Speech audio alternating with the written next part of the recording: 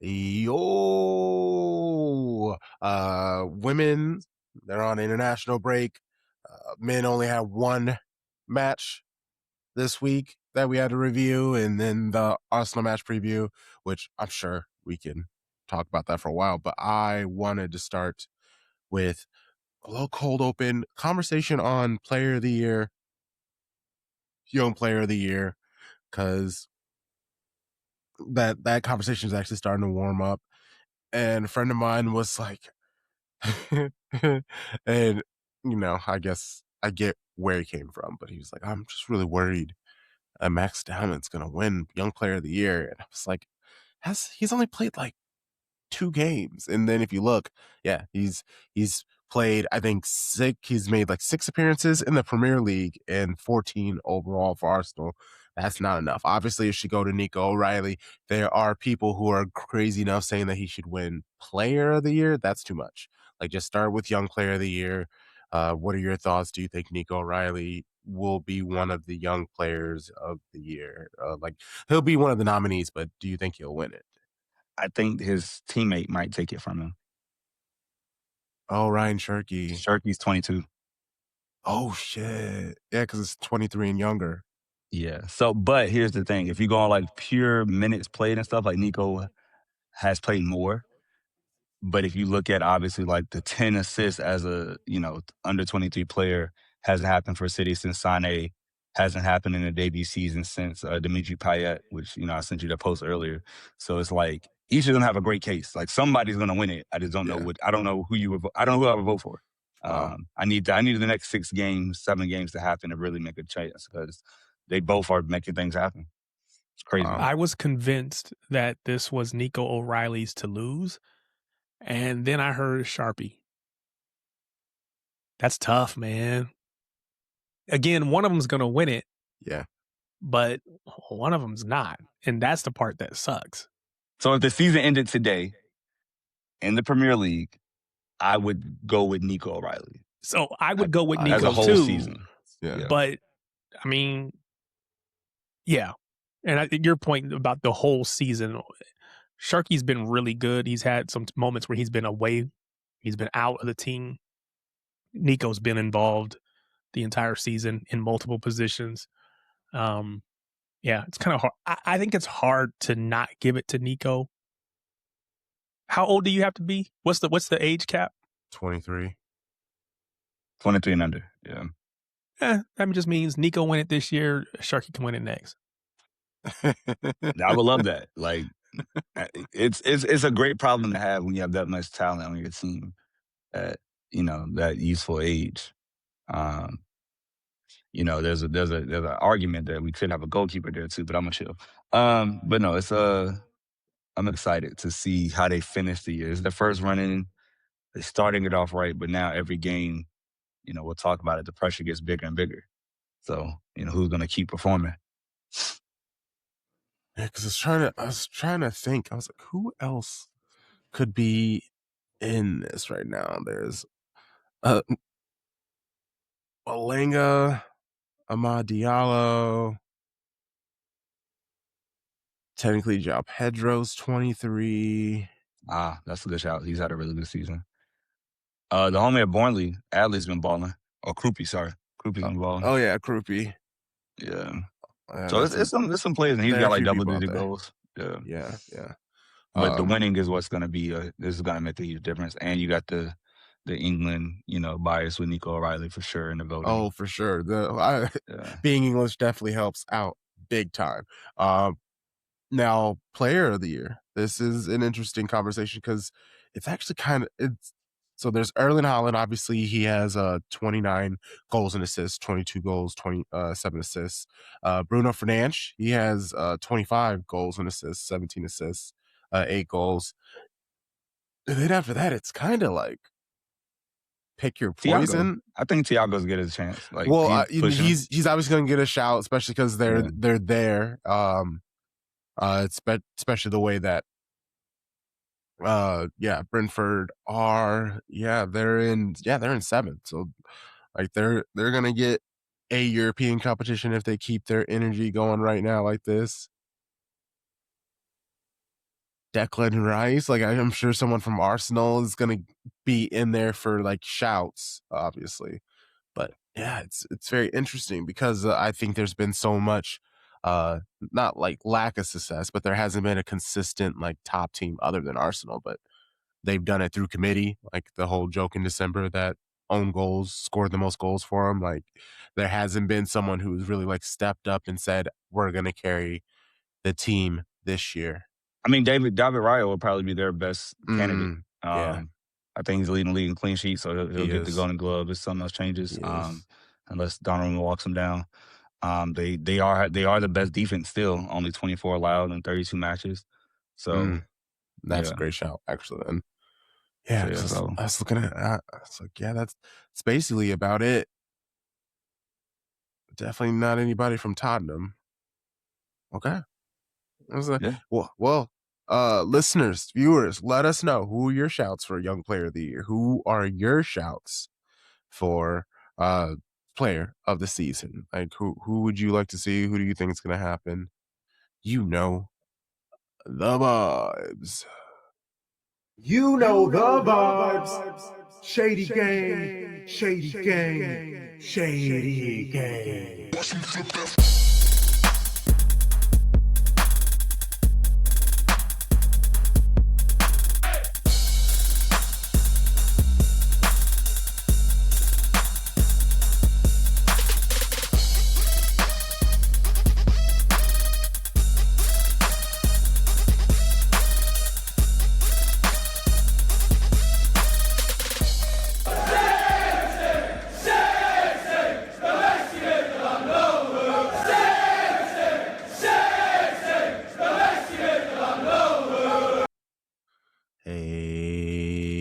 Hey, welcome to season 5, episode 178 of Shades of Blue. This is culturally inappropriate. We are the most comprehensive show about Manchester City, covering both the men's and women's game, spanning both sides of the Mason-Dixon line.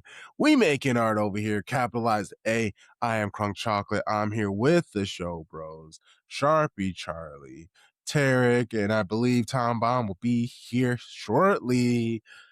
How's it going? How you doing? How you feeling? Feel amazing, man. It's been a great first day of spring break finally. Enjoyed every second of having nothing to do. I also want to say this, had a realization as the intro was playing. That's your voice at the beginning, isn't it? Yeah. And bro, never put it together until just now. I promise you, because you said it right before. Which one? And you know the vibes. Oh, Like, okay. that's him. And I never put it together. I just hear it and I'm like, whatever. But wow, it took that long, but better late than never. Just yeah. adding like how you reverb feeling? to How it. you feeling, Ted? Yeah. Yeah, the reverb, yeah. I'm feeling good, man. It's always a great day to be a citizen, to be a blue, to be a fan of this club, man. So doing good, man. Doing good. Love it. Not on spring break like my guy. I get on my kids and my wife about theirs. It's like, man, it would be nice to have spring break. Right. Or you can take off whenever you want, or you can work from home, and it's not the same. It's not the same. I wish we were like the Italians who just get like 6 weeks off just for the sake of mental health. Like, it's important. It is important. They're living life. If you're watching on YouTube and this is your first time here, hello. Please subscribe. Even if you have been here before, make sure you hit that thumbs up, like the video, leave a comment on what you thought on the episode. If you're listening, audio adventure only, Good Pods, Apple Podcasts, Spotify. And most of our listeners are on Apple Podcasts, so I'm gonna need all those people on those other apps. You Spotify people, you gotta represent, you gotta show some love. Let us know you're there by rating, reviewing, subscribing, all of those good things. And to our real ones, you patroni, you subscribers, paying the $6 a month to get fantastic content, like our episode with Ryan Hun, of Stadio.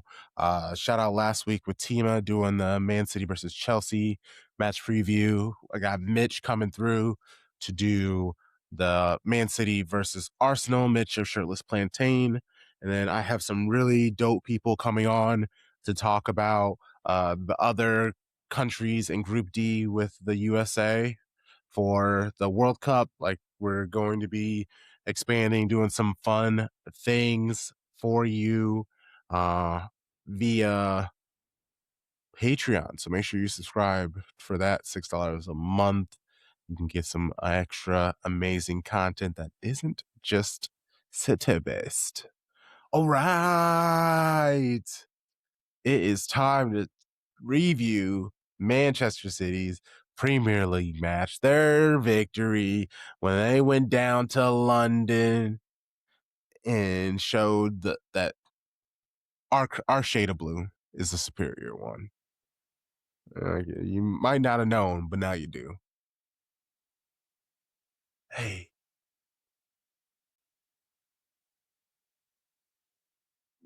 Tom, perfect The vibes are timing. known. Perfect timing.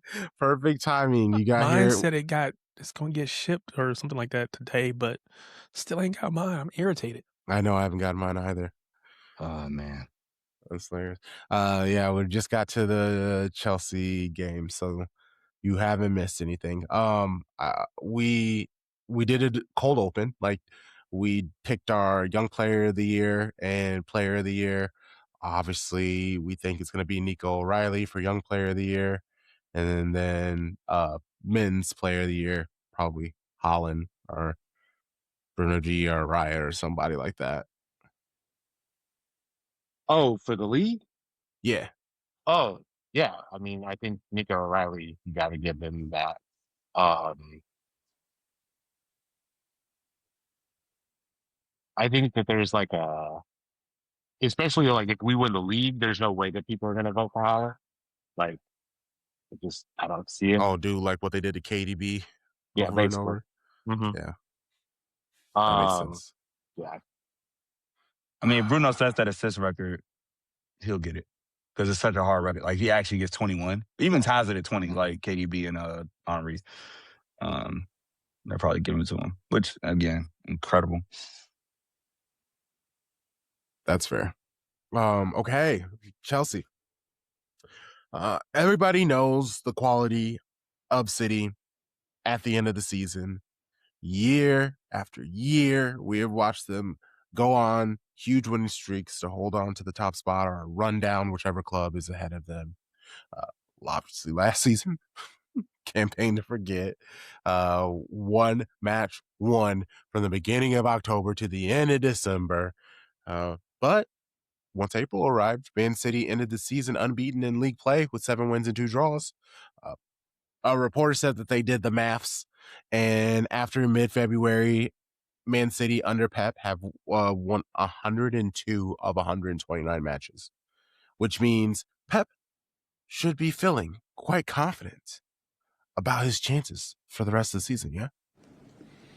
No, I have a lot of yellow cards. That means how excited I am. So no, not just for April. During the season, I had good energy. And I have still like good energy.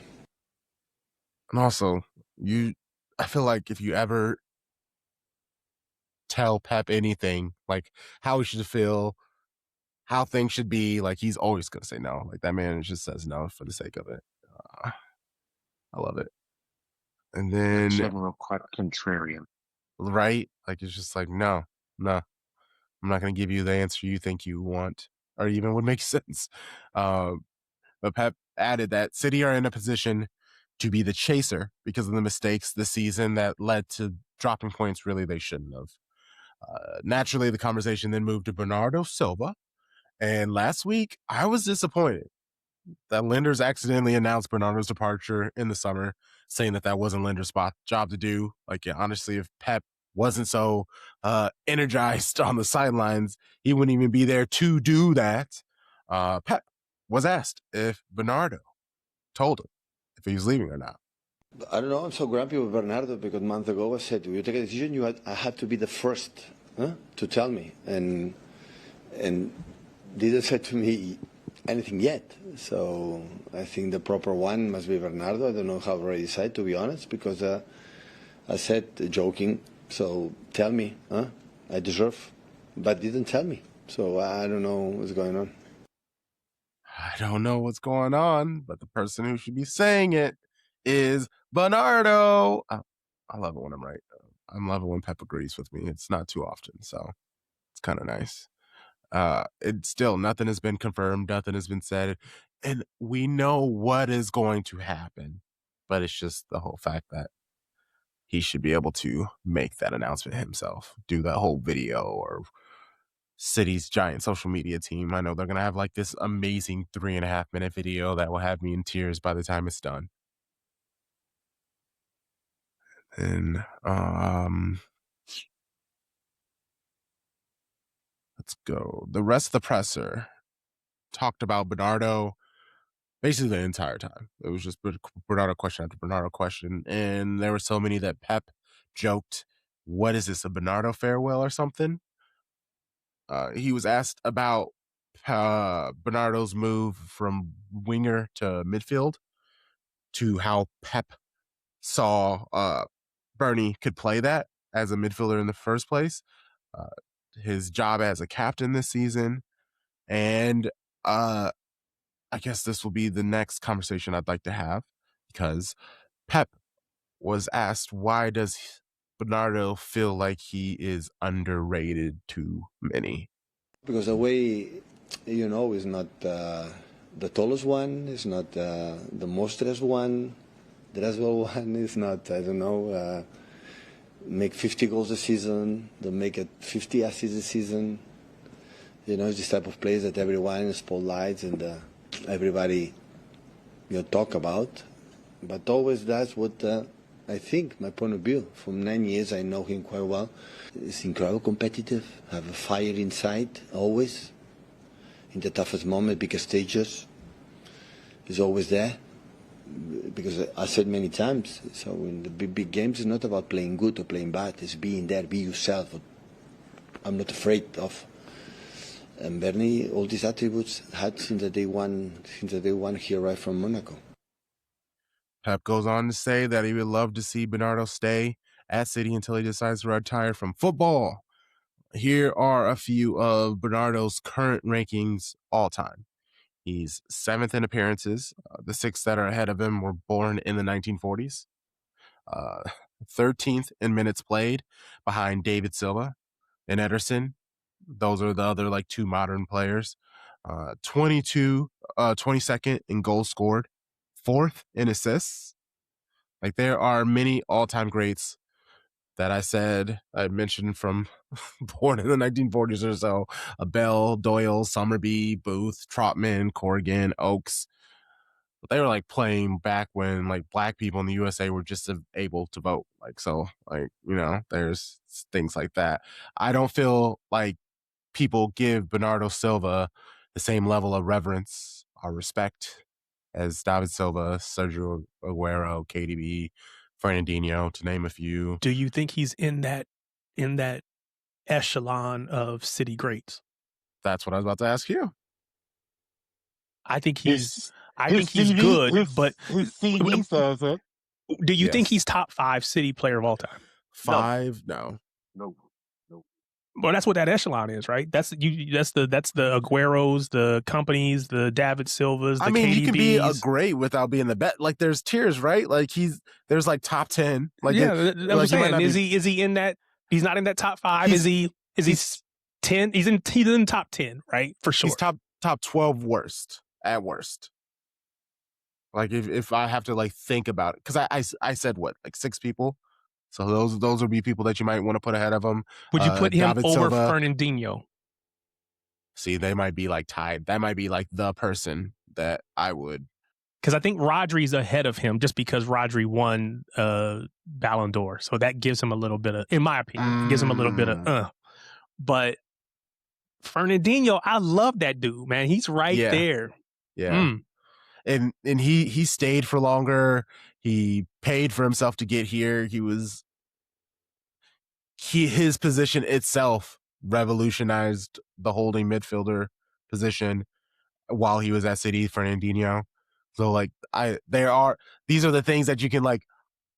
This is actually when this is like the drinking with beers with friends and you're like arguing with each other and it's like is he ahead of Fernandinho? Where does Fernandinho rank?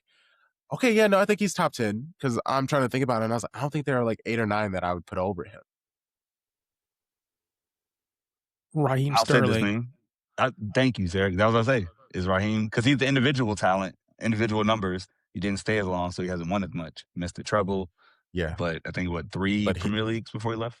Yeah. 3 or 4? And he definitely has the goal scoring numbers, the assist numbers. It's a different position, though. Like, that's the thing. Is like, is it about goal contributions? Is it about contributions to winning? Because I think Bernardo's issue is he's a tiny 6'8". Like, he's not like Rodri's size or Fernandinho's size, so we don't, oh, he's a 6. But he does all the 6 stuff, but he came in as a winger and a 10. And so he's actually played every role for Pep. So it's like, is he the greatest utility player, I think, in Premier League history? Yes. Yes. Like, nobody, he has his own role, which is every role. And I think that's probably his greatest accolade. Charlie, it wasn't until you said it about him being a 6 and him being undersized. I feel like you see a lot of the things that he does now are like stuff that Yui Hasegawa has been doing with the club, like since she got to the club, like as an undersized 6. Like I didn't even like clock that until you said that, but yeah, like absolutely. Yeah. So top 10, top 8, if we really want to argue it. But yeah, for sure is. I think I feel like he's underrated. Like someone sent me a video where they were like Mo Salah or Bernardo Silva, and a lot of people were arguing Bernardo Silva because when you think about like Salah has the records because he scores a lot and the assists and stuff like that. But if you want to talk about like a true career, that's Bernardo Silva. Well, here's the thing. Would you rather be Robert Horry or would you rather be Paul Pierce?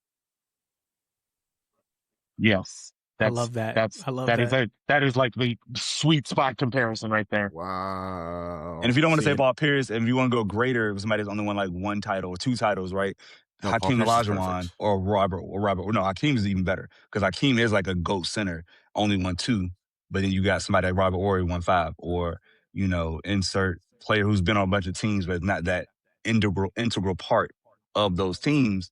I love Bernardo, but I think Mo Salah is undoubtedly like a bigger legend than Bernardo Silva. Like, I would agree. I don't get the argument.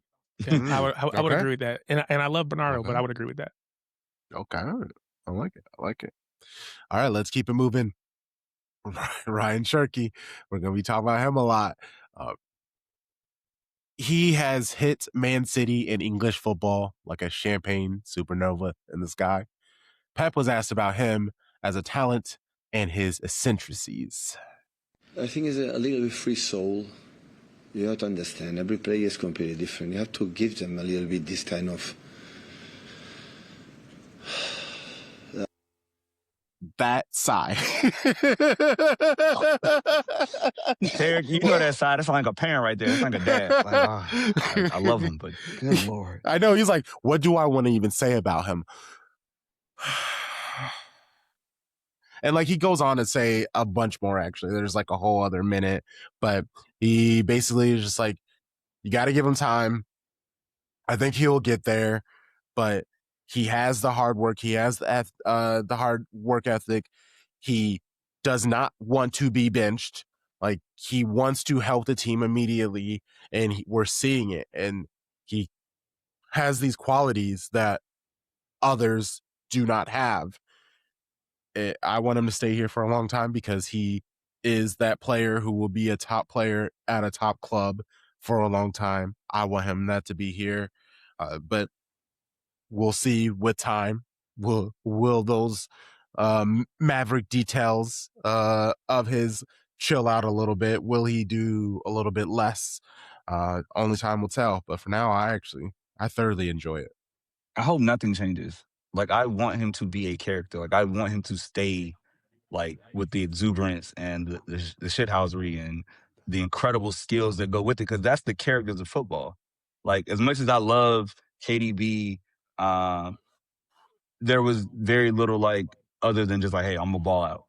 You know, like Holland, you get that, right? Even Jack Grealish gives us some of that when he was here. These characters are like a part of why we love the game. And I think like him growing into his own has been so special to watch. And honestly, there's an argument that if we don't win the title, you could blame Pep for taking him out of the team when he did. And when we started dropping points because he stopped starting him for some other players that could have lost us the league. Now, again, I Are won't do not that as because good. Are not as good. You were on this, record as saying that before. Not as good. hey, other players are not as good as a position as Rayan Cherki on the team. Actually, nobody in the league is a better 10, maybe than Bruno Fernandes. But no, I think like his greatness is there. And when you have greatness, you got to treat it differently. Oh, that's so funny. I don't think that there's any like real villains in this league anymore. And I think that like maybe just lean into it. Like just lean into it. See what happens. Like I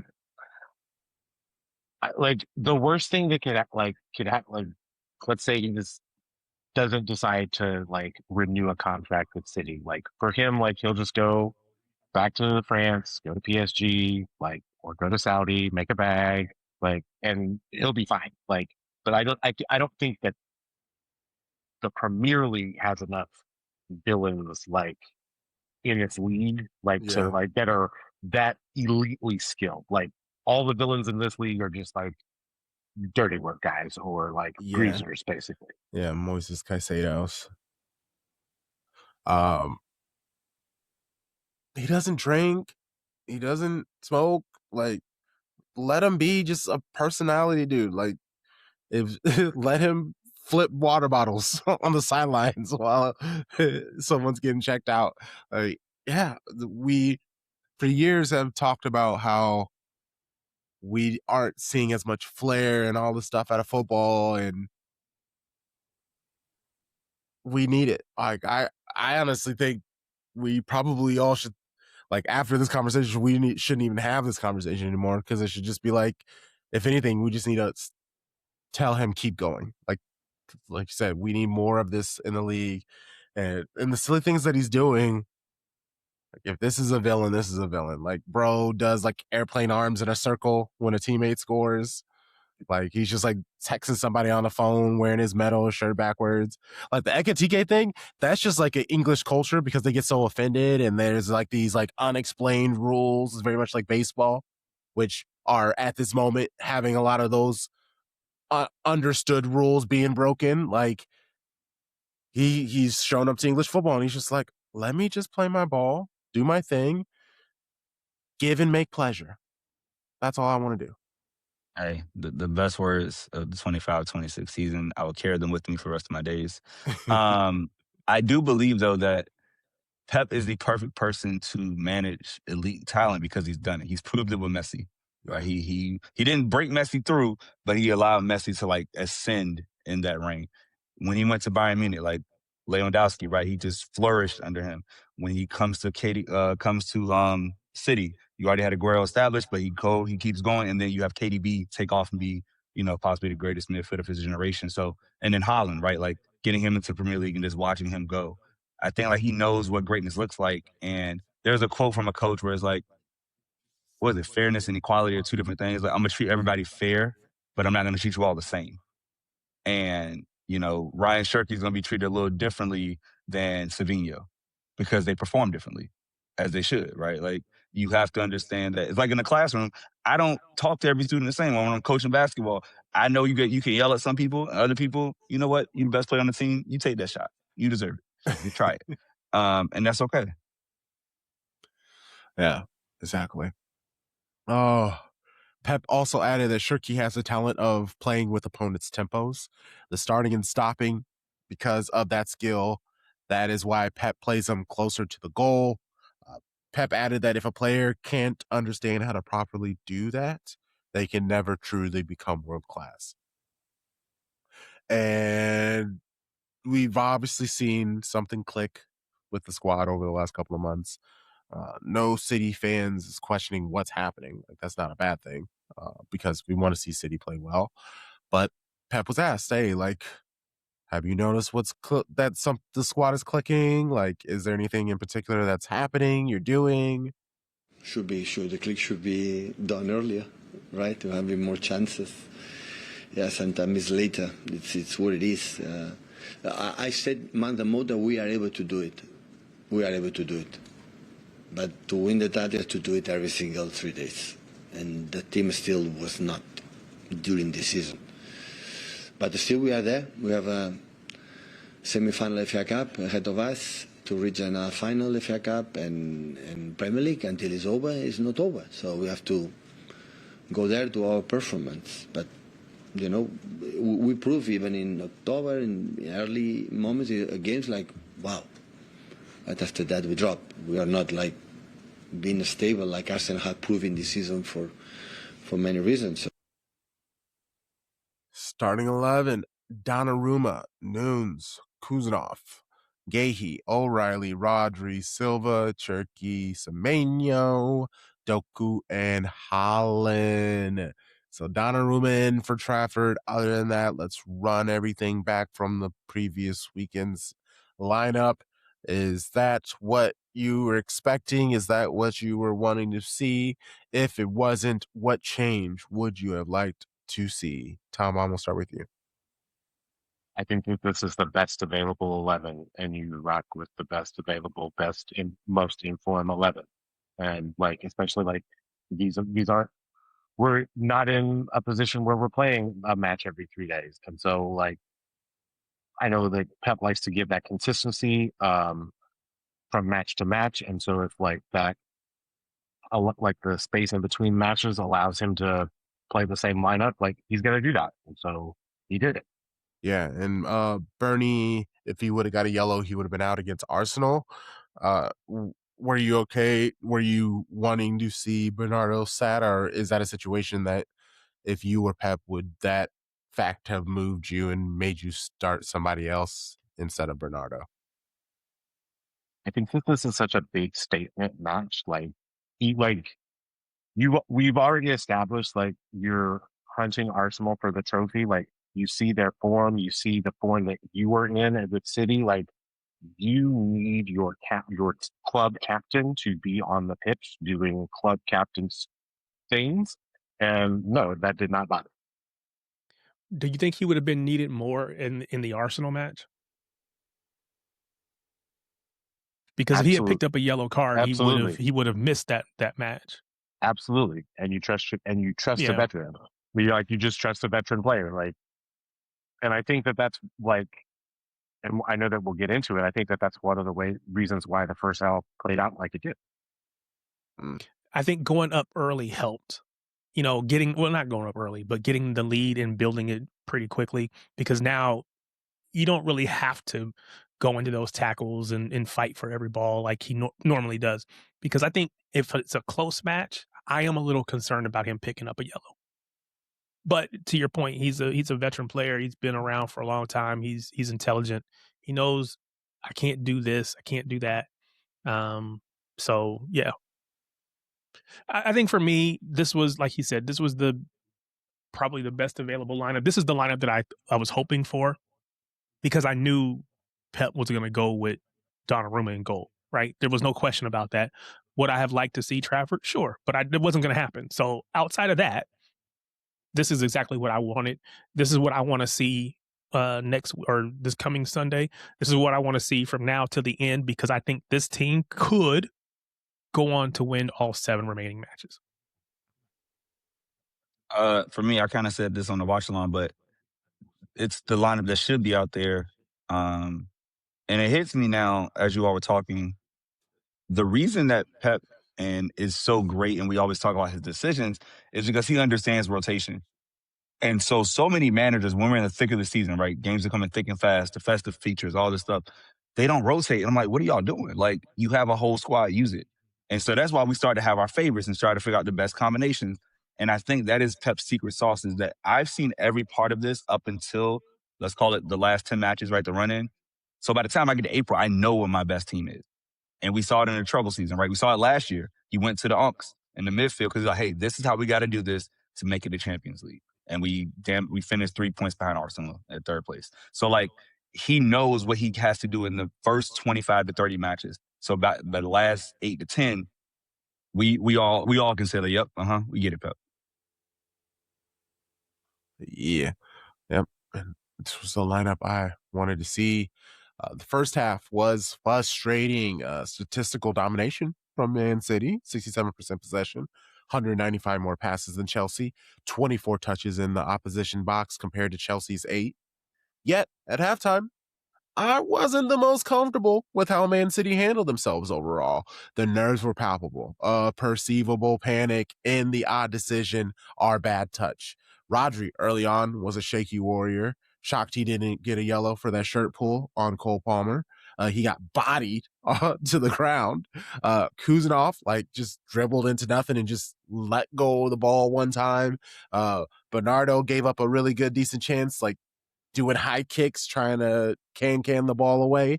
Cherki, crossed the ball, launched it into the grounds, basically. Donnarumma playing beach volleyball whenever the ball entered his space. It was very stressful isn't the word, but you could tell that there was something off. And a lot of Chelsea's chances came directly from just a forced pass, a bad touch.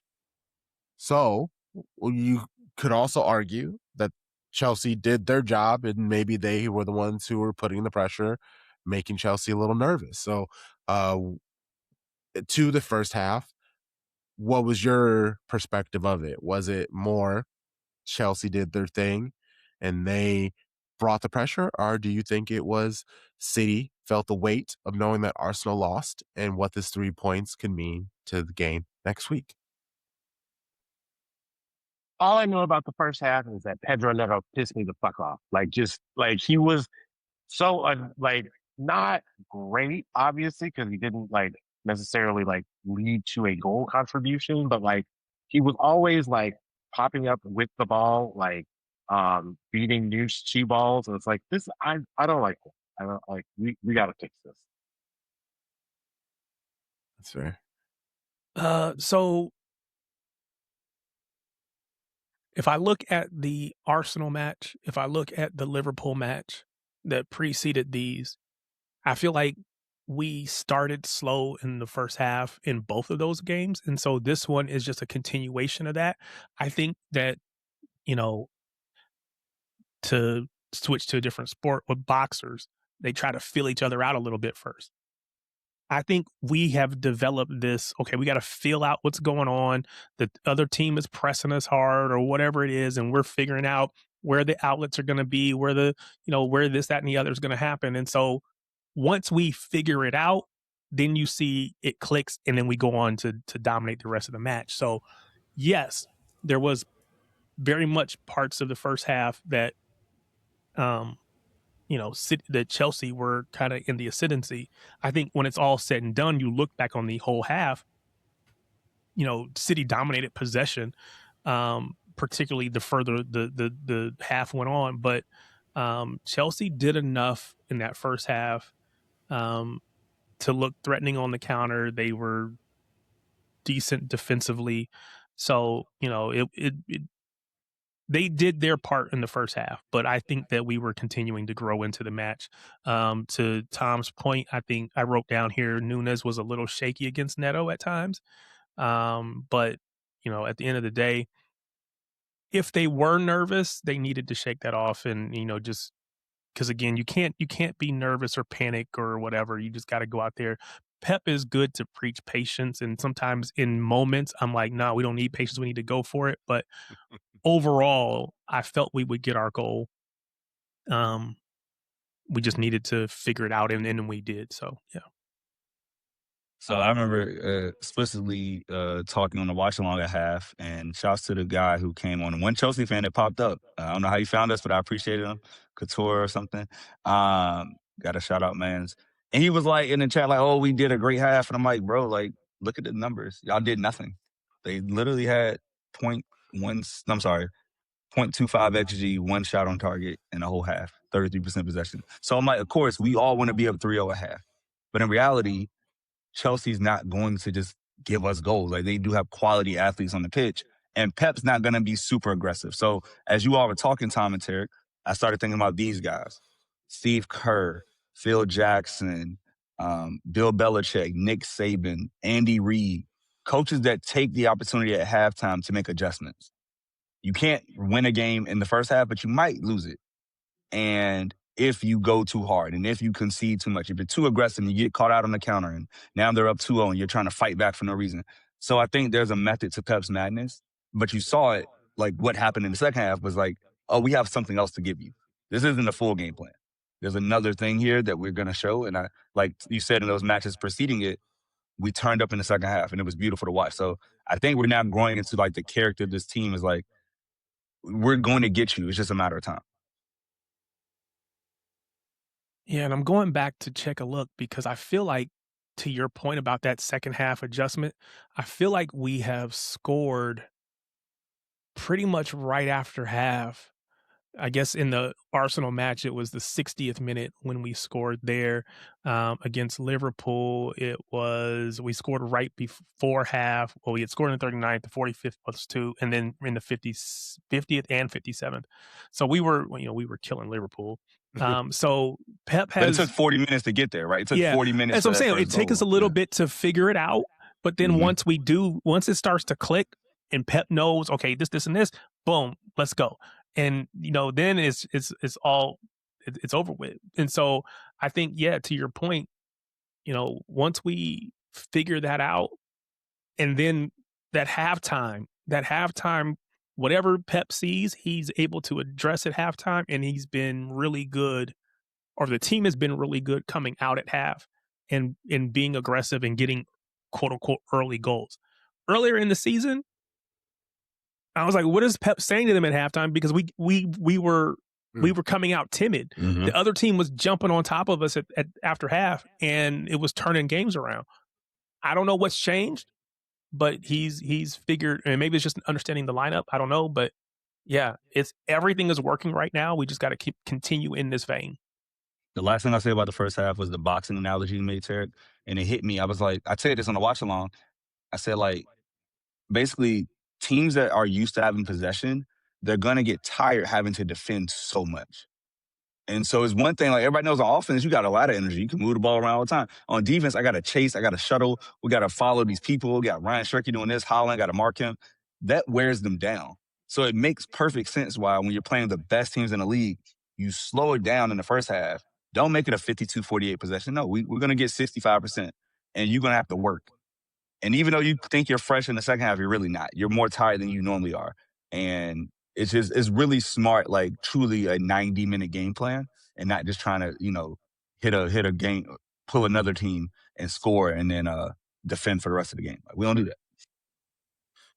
And even with the death by million billion passes, the idea is, you go left to right because you just need that one moment where Cole Palmer saw this pass already like 5 times. So he goes, I know she's going to come back to me, so I'm not going to run over there. And then that'll be the one moment where they're like, okay, boom, there you go, and turn it on. And you make that attack and you go and score. So second half, they immediately brought the energy. Like 90 seconds in, Haaland gets a great chance at goal thanks to Doku. On the next round of corner kicks, though, this is a conversation that I wanted to have with y'all because Sharpie and I, surprise, didn't agree. Doku gets pushed off the ball by Palmer in the box during the watch along. I thought it was a penal. Sharpie didn't think so. During the rewatch, I still feel like it's a penalty. Tarek, when you watched, what did you see? What did you think? Penalty or not? I think in the moment, I didn't think it was. I've seen a different angle where it is kind of behind. He's got his hand kind of in his back. His foot kind of clips Doku's leg. So I've seen that, and I didn't see that in real time. So maybe there's an argument for it. It would have been a little soft, though. It would have been a little soft. I don't know. I think we've seen this, like, we've seen a whole lot more crazy stuff happen all across the world in footy on a corner kick, and like I wasn't moved in the moment, and I'm not moved now. Yeah, I think if it were the other way around, it probably would have got given against us because that's just how it works for us and for some reason. But no, it is what it is. And maybe, and I got to go back to see what the score was at that point in time when Oh, it it's still wasn't 0-0. given. Yeah, so it was the only benefit is it was early. But so you're like, all right, we'll figure it out. But yeah, if we would have been down and that would have happened, it would have been an uproar, right? Yeah. And so you can't be outcome based. You got to make this, whatever. So yeah, it probably should have been a penalty, but all's well that ends well, I suppose. Yeah. I'm gonna stand by not a pen. I'm also gonna say we said that consistency. The only consistency with the PGMOL is inconsistency, and so we all know like Roger got lucky earlier. Like Roger should have had a yellow card. So just like it's a clear shirt pull. So it's like for me, I'm like, you know what? Law of averages, one bad call begets another. At the very least, because like any other team, like that happened to us, and somebody pulls Cherki's shirt, we're all like, yo, give him a yellow. What are you doing? Yellow? So the fact that Chelsea had every right to be pissed off. And so this one, like if you saw the highlight of what happened with Spurs and Sunderland, like Brian Brobry, he literally pushed him in the back. Like that one for me is like it should have been a pin. And that's ridiculous that it wasn't. This one at least had some elements of shoulder, somewhat side by side, so they probably give the edge to the defender. Yeah, I think Broby was on offense though, so that's why it wouldn't have been a pin. But it definitely. I mean, yeah, it would have been. It should have been a card, like at least. Yeah. He should have got something. Yeah. Oh, so good thing is it doesn't really matter with that call to Doku because 2 minutes later, City score. Ball don't lie, baby. Cherki was on the right, trying to make things happen. He was knocking back and forth between, I think it was like him, Rodri, Semenyo, where he gets the ball. And Chelsea are just compact. There are like 7 players just standing in the box. Like one hand on a City player. Cherki cuts in left, and it's not really like, it's like the slightest, and when you watch the replay, you can see it. It's just enough to give him an angle to chip the ball in. Nico O'Reilly has a little man's on him, so he just moves him out of the way and heads the ball in. Nice, easy. Besos for the crowd, because those were City were now in front of the traveling fans. City get their first goal. Absolutely amazing. Like what is there anything left to say about Nico O'Reilly? Like what have we not said about him? Like it's like he's just what a player. Like I'm eternally thankful that we just keep churning these out. Can I share the Pep quote about him? Please. All right. So he said, and I took a screenshot of it, he said, this is long. I've managed Alves, Lamb, Cancelo. They were incredible top players. But what Nico is doing right now, I cannot explain it. He's a fullback, yet he plays with the penalty box instinct of a $150 million striker. 6 goals in 8 games. This is simply not normal. The match against Chelsea was so complicated. They defended so deep, and suddenly he ignores my tactical instructions, runs into the box like a number 9 and wins us the game. I looked at my staff on the bench and said, what am I supposed to teach this boy? The media always wants to talk about Haaland and Cherki, but when the team is suffering and we need a miracle, it is a young defender who is carrying us on his back. I am completely in love with him. I am so happy, more than you believe. Like, that is some of the highest praise. And again, I hope this quote is real, saw it on X. But that he can do everything on the pitch. Like, there's nothing he has shown us this year that is out of his depth. From defender to midfielder to striker in the box, to creator, right? He has a 10 as his natural position. He's the crown jewel of the City Academy, I think. Like, it was filled for a generation. He started this kind of run, but now you see like what can happen at the City Academy, and he's phenomenal. Yeah, Nico O'Reilly is that player that these like 8, 9, 10, 11-year-olds are like looking up to, and they're like, hey, that really could be me one day. And yeah, just truly amazing player. And hopefully we will have him for a very long time. The energy and Do you intention. think about sorry. the fact that No, how go for it. often do you go back and think about the fact that he could have been at Chelsea? They wanted him. There was the conversation about him going, not getting enough playing time, yada yada. And somehow we convinced him to stay. He started playing on a regular, and now he's this dude with still so much in front of him. Had we lost him, the way people scream or used to scream, they don't really do it as much anymore about Cole Palmer. Oh my God. It would have been crazy on these internet streets. That is one good thing about the result of this match. One of the greatest things about the result of this match is that we didn't have to hear any about this. Oh, but like, look, think about the team we could have been. Cole would have stayed if we would have kept Cole. Like, you didn't hear none of that. Yeah. It was great. Good point. Fantastic. He's not having a great season, so that also. I mean, could it's be the City reason. South down there, right? You got Cole, you got Lavia, you got Delap, Tosin. I feel like the guy that runs their academy came from City, whatever. Like, I think that's they why a lot of those just- players went down there. yeah, they went down there, but it's also like there's a reason that people at City said, "Hey, you give us 40 for Cole, thank you." Nico's untouchable. They knew what they had. Like that's the thing that we can't see in the behind the scenes things is like when they're having these meetings and evaluating players, they know the real crown jewels, the people that are truly untouchable. That's why like Savinho's name would come up in talks in the summer, Doku's name would not. Like neither one of them had really had a lot of output, but you knew the levels. Like, hey, this one over here from Belgium, that guy's got something. The one in Savinho, he's a project. We could, but if you want to take him, hey, pay us the money. But like, and I think with the academy, they really know like what's your ceiling, what does it project to? Because again, you can't teach 6'4". You literally can't teach it. And he's a better athlete than Cole Palmer. So it's just like you have everything that Cole has, and you're more athletic. Come on, man. There was a moment in the second half where Nico O'Reilly was like busting down the pitch, and Cole Palmer was trying to chase after him, and he was just always like a stride and a half behind him. He just couldn't catch him. It was great. Couldn't catch him at all. It was really good to see that. Okay, so then the high energy and intention continues for City until the second goal that comes almost immediately. It's from a corner. I watched this goal so many times, and it was shared on social media a trillion times too. Cherki, he fakes like he's gonna take it quickly, then does take it quickly short to Doku, who gives the ball back to him, and he dribbles across the box.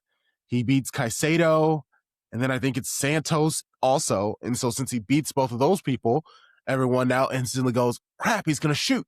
So everyone steps up, and he pokes the ball forward to somebody. I thought it was Doku because I just saw black man in the box. No, it is Mark Gahey who does his best Phil Foden. Hits it with a nice little quarter turn and just stabs the ball past the keeper. Absolutely amazing. He showed his incredible talent, that he actually was a Chelsea Academy reject. His celebration, way more fiery than I think I've ever seen Mark Gahey. So I do think that whole getting dropped by Chelsea might have meant a little something. Yeah, I absolutely love that goal because when you see things like that coming from your center back, that is when really you have to be like, damn. Yes, and the pass was so good. Cherki. I feel like it was sure like the pass itself was good, but like the run that he made across the entire box to get to that point in the pass, like he couldn't do all of that work and that not end up in a goal. So like it wouldn't have mattered who it was. Like if that would have gone to Donald, if that would have gone to Donnarumma for some reason, like Donnarumma has to score that. Yes, like it just you can't do all of that work and it not result in a goal. That's real. I think it was like a no. So you guys know I'm the biggest Magic Johnson fan. It was a Magic Johnson come through and he's looking here and he throws it here. Oh my God. He was on his right foot coming across the ball, and then he takes that touch with his left foot to play it. There is so much that, I mean, if you probably if you pay attention to it, it's probably really technically difficult to do. Just across your body with the other foot, and his technical level is so insanely high. And then the vision to see, I put in my notes, magical. He's a magician. This dude is a magician. It's like, man, he makes plays that out of nowhere. It's like, well, how did he see it? But then two, how did he get the ball there? See, So, and I was just gonna say, I honestly feel like calling him magical, that's like, it's doing it understatement. Like, magic feels like he's like major card up here, or he's pulling a bunny out of a hat. This dude is a full on wizard. This motherfucker is like summoning dragons and shit like that. So like that's all I was say. Like, if he gets some kind of nickname, what is wizard in French? Let's give that to him. Our pleasure man, like obviously something cheeky or like that. It's gonna be something. I'm sorry, Sharpie. What were you about to say? No, I was just thinking like it's wild to think of like how that play started. Like just the way he threw off the defense from the beginning, right? Like, wait, I haven't seen that all season. Have anybody seen him do a fake corner? Yeah. Like that's something you do like on a Sunday league pitch. He's doing it at Stamford Bridge, only up 1 goal. This is not like we're up 4 goals. Like it's the audacity of this man. And then to take it, and Doku's like, okay, I'm gonna give it back to you. And then to go the whole width of the box. And 2 grown men who are both professional football players and get paid a lot of money and where their transfer fees are very high, could not get the ball off of him. It's wild to watch. Like, that doesn't happen. And so it's kind of like every time I see it, and I've seen it so many times on social, I'm like, he really did that. Like, I didn't, that's a FIFA thing. That's what I play on my PS5, but he did it in real life. Like, he is so incredible, dog. Like, I'm a huge lover of everything he does. So much pleasure. Footy service top. Okay. So then the play a little bit after that, where he gets the ball on the wing, he stops it, he receives it, it's dead. Then he kind of does that little pull back and flip up into the air and just plays it over the top to Semenyo. Doku. Oh, yes, was it Doku? I couldn't remember who it was too, but it's like it's showboating. But it's purposeful. It's not just showboating for showboating's sake. It's, I just can do all these things and I don't even have to think about it. It just comes naturally. And that's the best way for me to get the ball there. I want to play the ball over the top. I got to get up in the air so I can chip it over, basically. So, just do a flip. It's so simple to him. It's just so basic that he doesn't even think about it. Nobody else is even trying these things. They're not even, I don't know. I haven't seen Neymar in a long time. Maybe Neymar tries some stuff like this. I don't know, but he's the only. I mean, there's very, very few people who are even willing to try stuff like this. It's just insane. It's 3 in the world. It's in Premier League, Cherki, Bundesliga, Elise, and in Spain, Lamine Yamal. Like, they are the 3 of this generation that are just saying, like, this is football. Like, watch us every weekend, and you will see something that you don't get to see anywhere else. Like, they are so great. I'm so happy that like all these young boys are killing it right now. We talk about how great he is and how good he's been in this league. This summer, he probably will not start for Cranes at all. Like, just like, because why would you, like? Yeah, their midfield is stacked. Yeah. It's crazy. Like, Dembele is going to play over him. Like, it's just, and it's not anything to be behind the Ballon d'Or winner. Like, no, it's like, it's just, all right, buddy. I heard that song and I was like, do it. Olise, Barcola, Mbappe. Oh my gosh. Like, it's actually unfair what France does. If they lose that World Cup, it's Deschamps' biggest crime. Because there's no reason they should not score 3 goals a match. They're just too good. Only Deschamps can stop them. Yeah.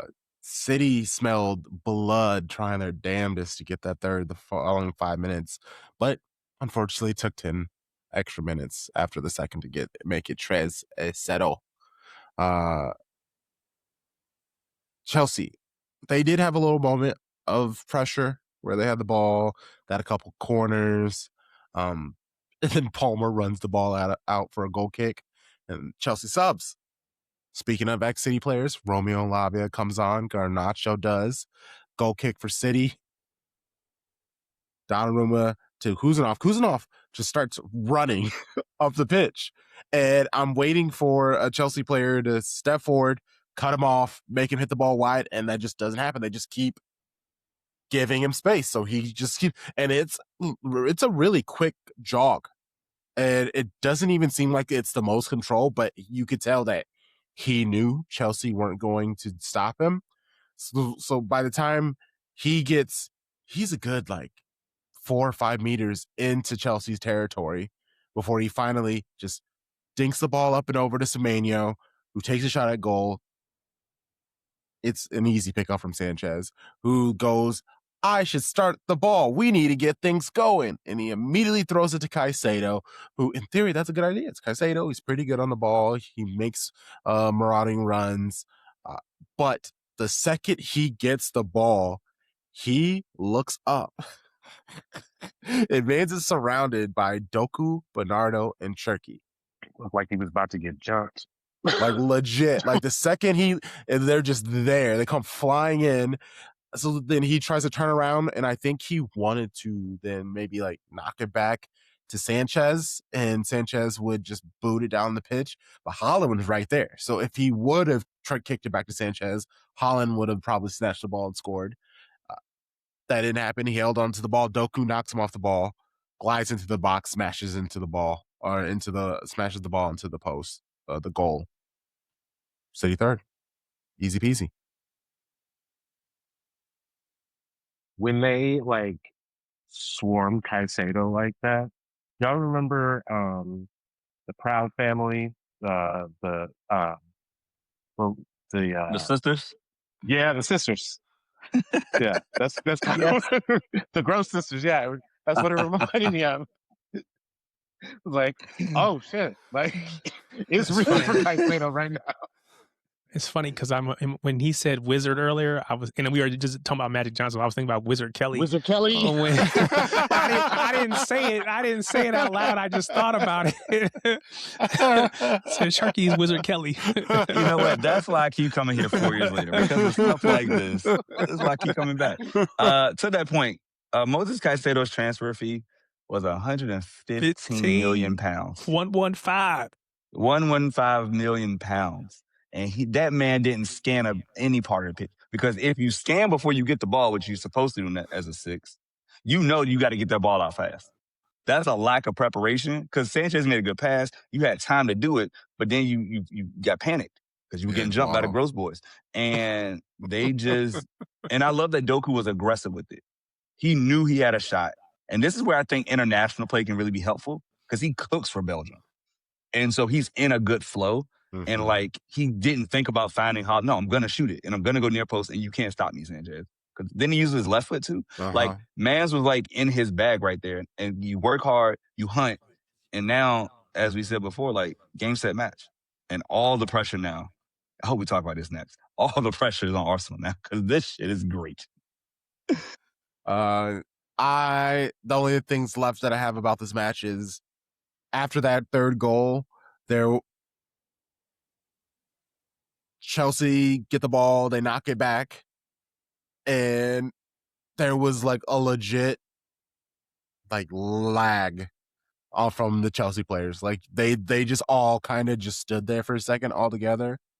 You could feel how sad, and they were just can this game just end now? No adults in the room. I said it during the watch along. I was like, dang, are they okay? It did not look good for him. I felt bad for him for a little bit. Obviously, there's Nico O'Reilly. He went down with his hamstring injury. That's not great. Haven't heard anything. Sorry. The few reports that I have heard, have all been saying, he was walking with gingerly, but not with a noticeable limp, and he didn't have any ice or tape or anything around. So I think it was. I'm going to wish cast that it was more precautionary than anything else. I've been checking City Extra for any type of post. Nothing's come up, because normally with an injury, somebody's gonna say something, and either Athletic or ESPN. Somebody was like, "Oh, Nico O'Reilly," or they're going to ask in Pep doubt. about it. Yeah, so That's not maybe until Friday. Yeah. So hopefully, because nothing else happened, he wasn't seen in a boot. He didn't have any crutches. It was just like a knock. And because now we saw this with the subs, you want to talk about the second half. Rayan Cherki is nasty. His dribbling, the way he split those two men, like he was cutting up a ham and cheese sandwich, like that was crazy. Like it was like, oh, Doku, watch me. Cherki, watch this. Like, I mean, he just waiting on his bench. Like we got a demon in waiting. Like he's just ready. And when he came on, he's like, "You gonna see me?" Like Nico, I'm sorry you got hurt, but I'm cooking right now. Like he's so good on the wing. So even if Nico O'Reilly can't go, I have faith in Rayan Cherki to stop Noni Madueke. Like, come on now, or Bukayo Saka. They mean nothing to me. It wouldn't be a hot ham and cheese because he doesn't do the pork, but I get what you're saying. Good point. Turkey and cheese. Turkey and cheese. There we go. It's funny. Oh my gosh. And then we got to see Foden. We got to see Savio. We got to see Kovacic in the new hairstyle. Like, oh shit. That man went to Istanbul. I mean, he had enough time. That man went to Ankara. I think he just let it grow because he never was going bald. Like he just kept it low cut. But it looked good though. It did. It did look nice. Good. It did look. The flow was there, nice. man. He getting ready. He got his World Cup look. Might be his last World Cup. Got to look good. I was happy for him. Now I will say this: if you look at the unused subs on our bench, that is a ridiculous statement of how great this team is. Marmoush, Nico G, do not even see the pitch, and we win 3-0. That is ridiculous. Like we are stacked, man. Right. Like all that talk about Reinders Arsenal being the didn't best. Oh yeah, Reinders, yeah, that guy. He got like 10 plus goal contributions in his first season, debut season. Just ho hum. Don't need you. It's like unless we play Newcastle, Marmoush chill. And I don't think we play him again this season, so we might not see him anymore. So post match, Pep was asked what he said to the lads during halftime that had them playing differently. I'm a genius.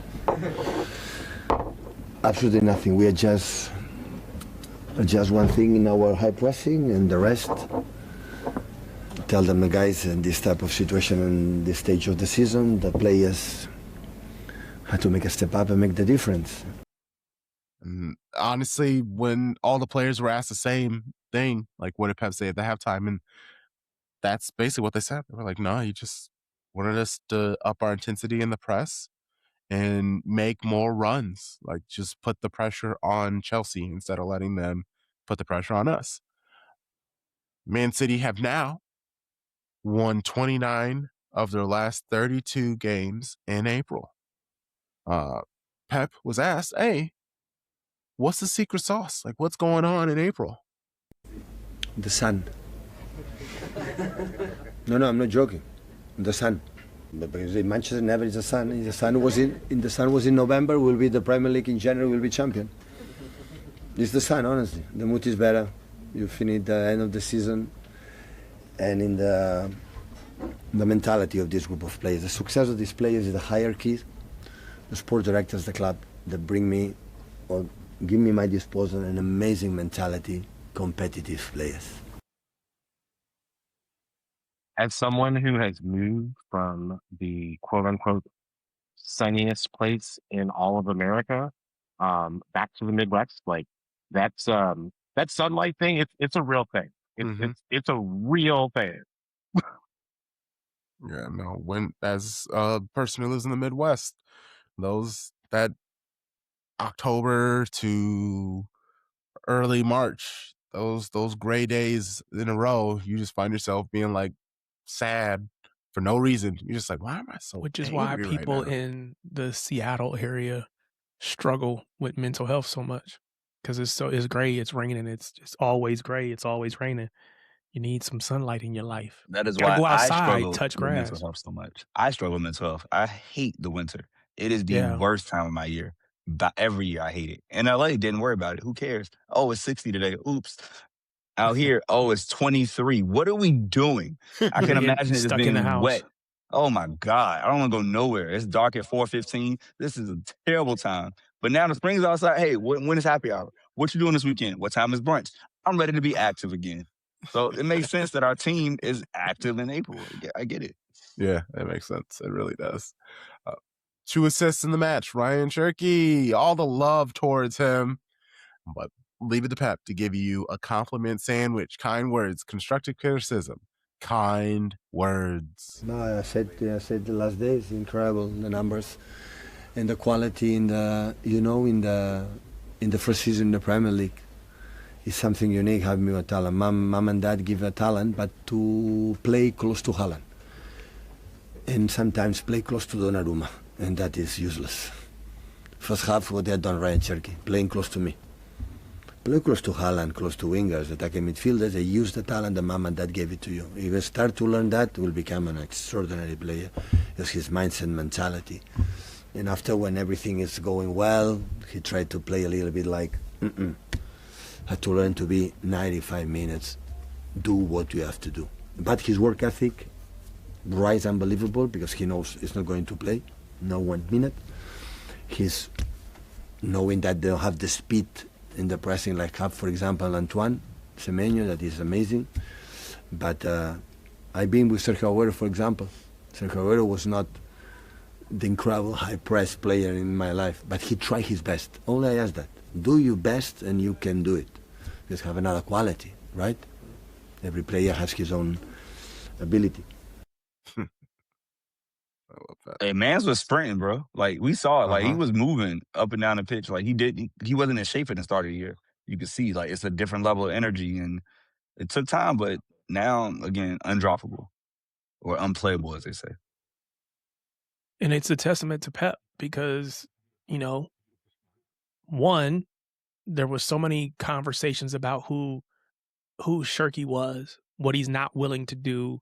He's overweight. He's not going to work hard. He's not going to play defense, whatever, right?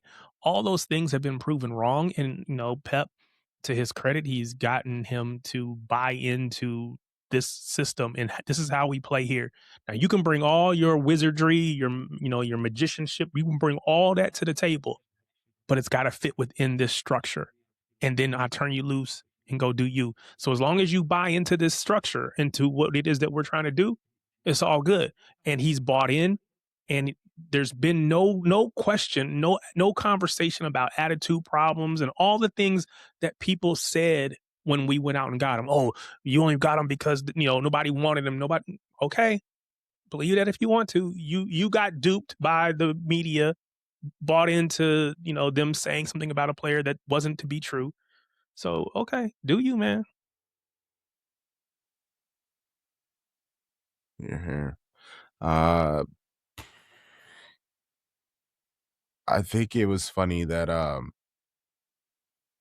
Cherki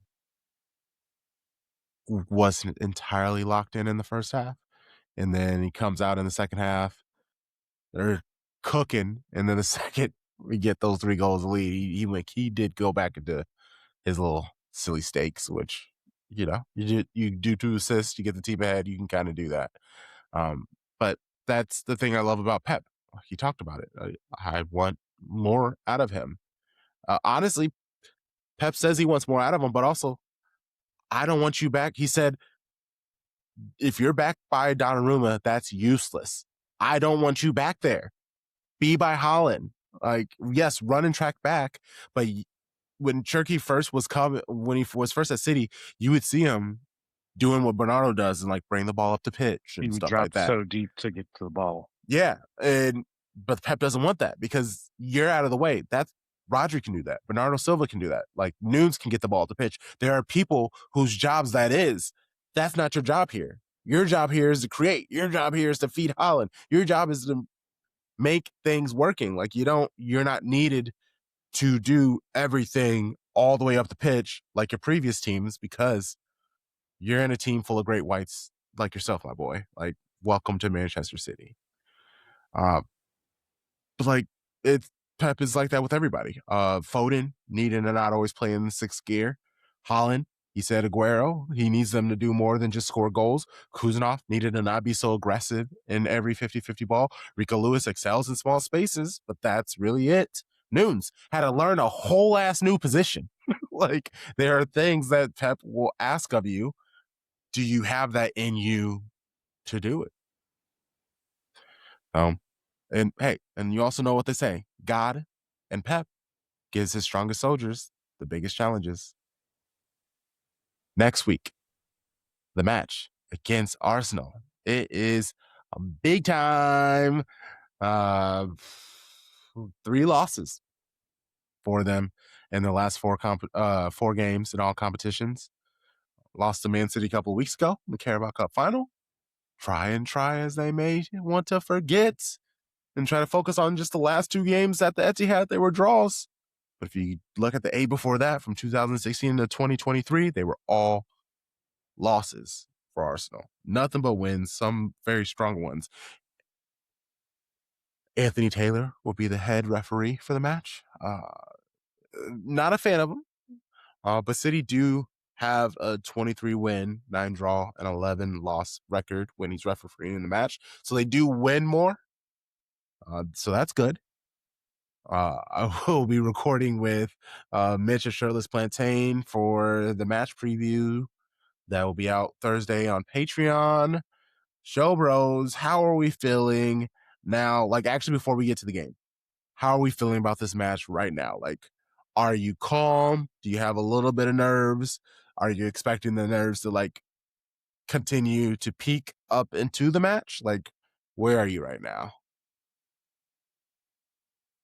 For me, I'm pretty calm. Now, maybe as we get closer to the match, my nerves will kick in. It's only Tuesday, or excuse me, it's only Monday, and we don't play till Sunday. So yeah, it's a little.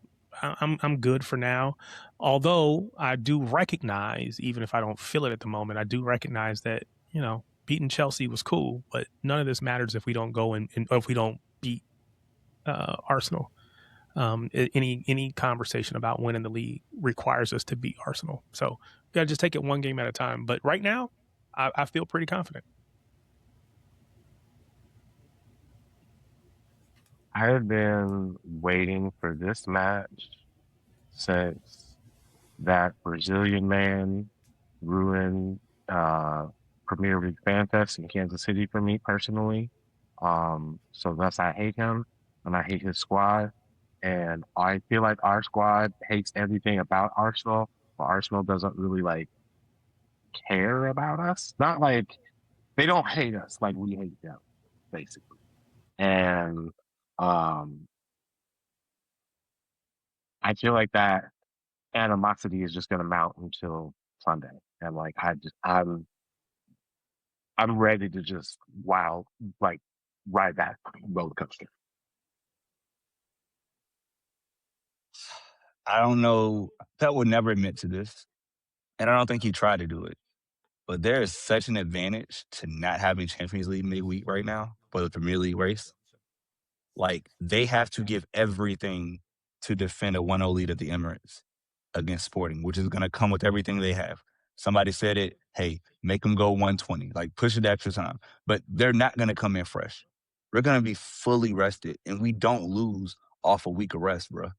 Like, at the Etihad, this isn't Wembley where we killed them and it was in their home city and whatever, split down the middle. No, you're at the Etihad. You got that one little corner. It's about to be, like somebody said, the greatest atmosphere since the Real Madrid second leg in 23. And I think, like, everybody on our team's in form in that starting 11. There's not a weak spot on the team. Everybody knows their roles. We're dominating England, all 3 competitions. We have a potential to win a domestic treble, which is stupid thinking about where we were 3 months ago. And of course, you got to win every match. But I looked it up, y'all. We won 8 matches in a row this season. We forget about that point, but we were hot. So we can get on a run. And I just think, like, I think we're going to win. There's nothing in me right now that has any fear of Arsenal because they don't score goals. Like, nobody in England, well, not nobody, they don't score goals. Therefore, I don't worry about them at our place in the biggest game in the world on Sunday. And Saka and Odegaard are still out. They're going to be questionable for the match for Arsenal. So it's Timber, which is really hurtful because Ben White versus Doku. Again, God bless you, white man. Yeah. And Ben White, a lot of their goals that Arsenal have been giving up, Ben White is right there. because he doesn't have the pace to get back. Like he's the mark. yep, he's the mark. So also, when you talk to Mitch, ask him to relay a message to coach that he does in fact know some City fans. Please, thank you. No, it's fine. Like He that. don't got to know us. I think we had a talk a while ago. He doesn't know about it in English. It's fine. He can keep with the copium if that makes him feel better. He has a heritage club. Blah blah blah. Donde está sus trophies, my boy? I don't know. That's only real club I know. Where is your silverware? Because Chelsea run London to me. They got all the trophies. What y'all got? Fits. Right? Arsenal Fashion Yes. Club. Have fun with that. Have fun with that. Yeah. No nerves at all. Especially with their nice run of form that City are going in. We have our starting 11 established. It's one of those things where even when Phil Foden and Savio and all these other players are coming on, they aren't doing anything negative. Because that's usually what you worry is like subs will come on and they'll start putting the team in bad situations. They're just playing the rest of the game out, not making any mistakes, trying to create stuff, but not going out of their way to create things. So this is a situation where even if it is really close, we know City can make the adjustments for the second half. But then I trust the subs who will come in. They will handle business. They will make the right decisions. I'm sure Ruben Diaz will hopefully be healthy. He like re-aggravated whatever he had going on. So I guess that's the good thing about code for go sit down, my boy. Yeah, we're not rushing back. Kuzanov is running this for the rest of the season. We will give you some cover so it doesn't look like we just benched you, but just go ahead and take your time. That's what that really is code for. You are not going to get back into this lineup for the rest of the season. It's going to be Kuzanov. So just go ahead and chill, man. Y'all see Kuzanov for coming John Stones? Anybody see that coming? Like, did y'all know what was happening right in front of our eyes? No. Those diagonals? I said with the diagonals, and then when he took off and he was like I think you talked about it when he pulled the ball and moved it into midfield and was able to play it out and then come back. Yeah. It's like if you took Vardiol, Laporte, and Stones and you put it in one person, you get Kuzanov. We're not going to talk about it tonight, but we are going to have a glut of center backs next season. It's going to be tough. And figuring out who's going to play. Fourth best center back in the club next season. Well, and it's funny that we joked that he was like the fourth most athletic, and now we can say that he actually is just like the fourth best technically. Like there's no just athleticism as like the marker. It's just like, no, bro. Even if you did say that like his value to the club was higher than Kuzanov's value to the club, like in this moment, and if he were healthy, I don't think that you break up like defensive partnerships like that. Like Gagey and Kuzanov, yeah, exactly. Gagey and Kuzanov seem to be like figuring each other out, and so like if they're figuring each other out, like don't mess with that. And even on that, even if you do break it up, and then let's say it doesn't go well, that's even worse for Ruben Diaz because now it really is like because you can lie to yourself and be like, yeah, once Ruben Diaz gets healthy and he's fully back, he can step in. It makes sense. But then if you like rush him back while the Gahey and Kuzanov are killing it, and then Diaz stinks up the place, then you have to be like, yeah, bro. Then you have to tell him you are the weakest link. Yeah. Goodbye. Like you are for sure. Like we can lie to each other at this moment because we don't know. But if you put him out and he fucks up, then yeah, you gotta sit down, Grandpa. Question, y'all. Do we think this match is gonna go more like the Liverpool blowout? Or is it gonna be more of a repeat of when we beat Arsenal in the cup final? Where it's like we just destroy them and it doesn't look like it on the score sheet. Because there's a world where like we know we need goals. Like we want to win by 3 to get the goal difference level. Or just actually, I mean, you win by 2, you take over the goal difference. I would say because just 2. Every goal we score is a goal that they give up. Yeah. So winning by 2 is the goal, right? To take over. I don't know if like Pep is just like go get them. Like when we beat them 4-1 that year with KDB and Haaland went crazy, because they are down bad, bro. Like it's not good. I watched so much of that match, and I'm just like I'm excited to see what they look like Wednesday, and they normally show up, but we not sporting. Like it's about to get so ugly out there, man. Well, not only that, like I don't know how Arteta is going to be able to rotate from that match to this match, Can't. and like you can't, and they're already injured, like in a lot of key spots as you gentlemen already mentioned. So like they're they're gonna be tired, like like when it, like they're going to It's be 3 and tired 7 when days, Sunday right? comes. 3 matches in Yeah. 7 Exactly. days. Yeah. Yes. Glad I ain't got that struggle this year.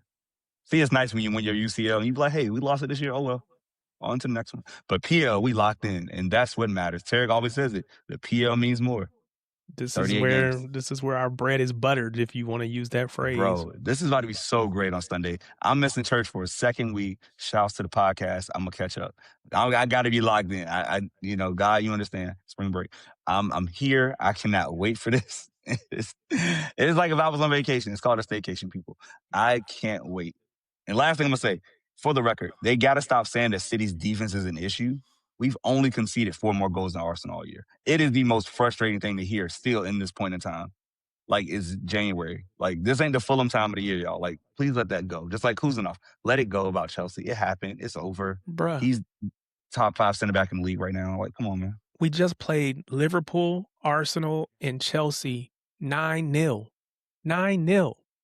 Ain't no conversation about our defense. Just set that to the side. That conversation is old. Let that song rest. Now it's something new.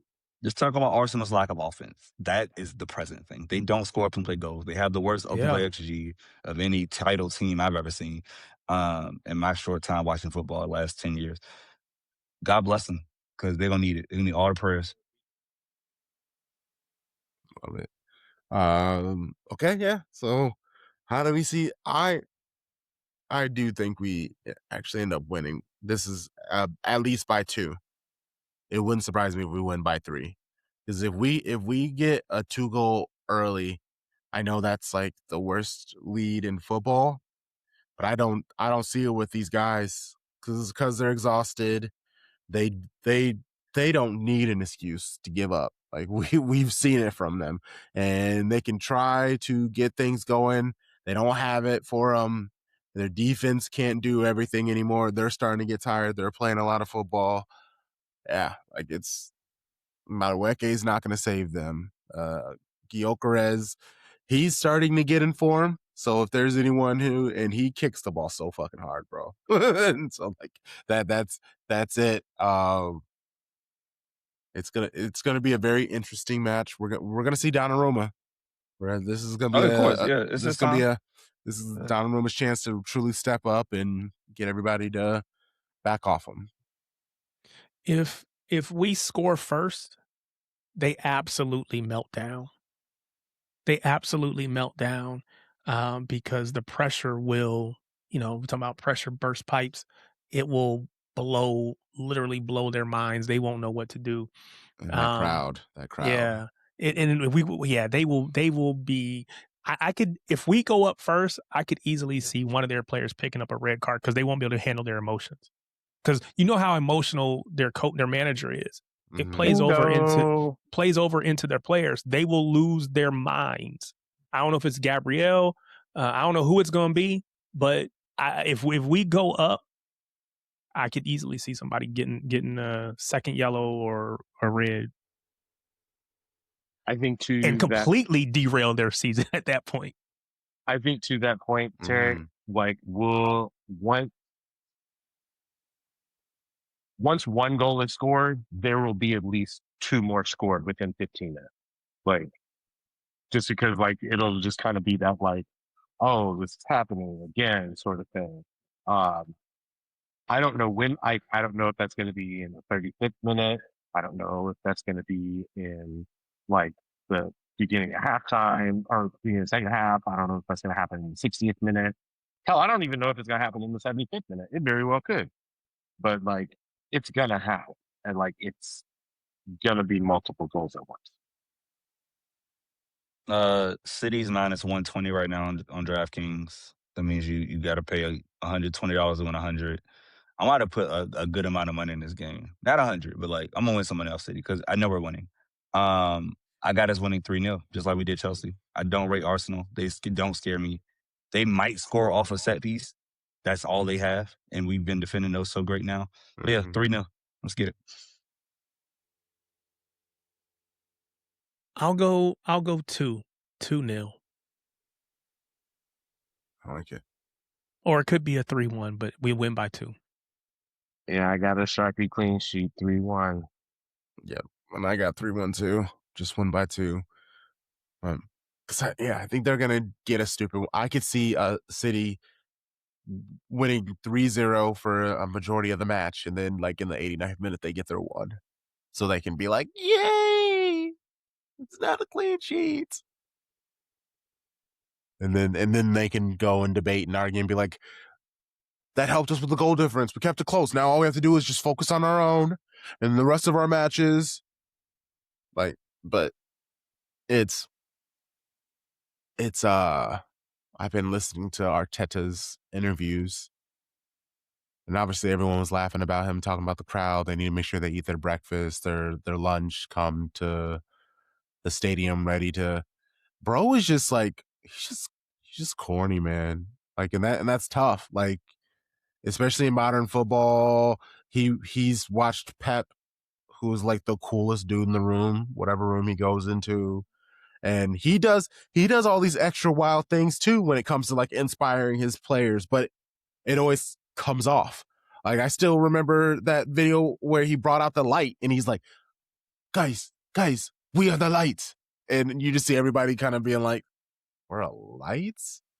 It is just like he's going to try to inspire them and it's not going well. He's been blaming them a lot, honestly. He's like, the guys, they know what needs to be happening. They need to step up. They need to step up. They need to step up. They need more. They need to do more. And I'm like, okay, Arteta. Okay, Arteta. I don't know. You adding more pressure onto them isn't necessarily what you need to be doing at this moment, but I'm here for it. Stress them out. All right. What an episode for you guys. We have Mitch for the match preview. We got our list stream this week. We have the watch along for the men. Yeah. That's what we got going. Hey, and also if you got this late, might as well. I'm waiting to get finish up the information, but I will be doing a media partnership with this statistic company called Gradient Sports. They are basically like PFF for soccer. They do player ratings, all that other stuff, like stupid dumb data and things like that. So I'm going to use that. I've made a Substack. I've made a Medium. Like, we're going to try to do some more graphics and explain some stories through statistics, trying to figure out how I can talk about City in a way that is different than all the other people who are writing about City, and being able to nerd out with stats. When I was talking to the gradient people, I was like, it's actually kind of funny how when I first started here, I was like the guy who was like, hey, I don't know nothing about nothing. I'm just vibes. And now I'm like trying to use stupid advanced analytics to like describe how I'm seeing the game. But even then, it's still kind of trying to like help prove the point of what I'm seeing. And so, yeah. We love a full circle story. So proud of you, bro. It's That's gonna be amazing, fun. man. I'm looking forward to it. Show Bros, plug yourself. Let people know where they can find you and the things that you're doing. Spring Breaker, why don't you go first? Hey, man, find me at Sharpie Charlie on every social media platform.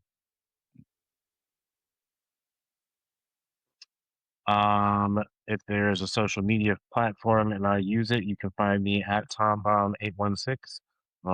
You can also find me at CPKC Stadium, but not today or not this weekend because I don't know much about rugby. But you can follow PJ Green for that.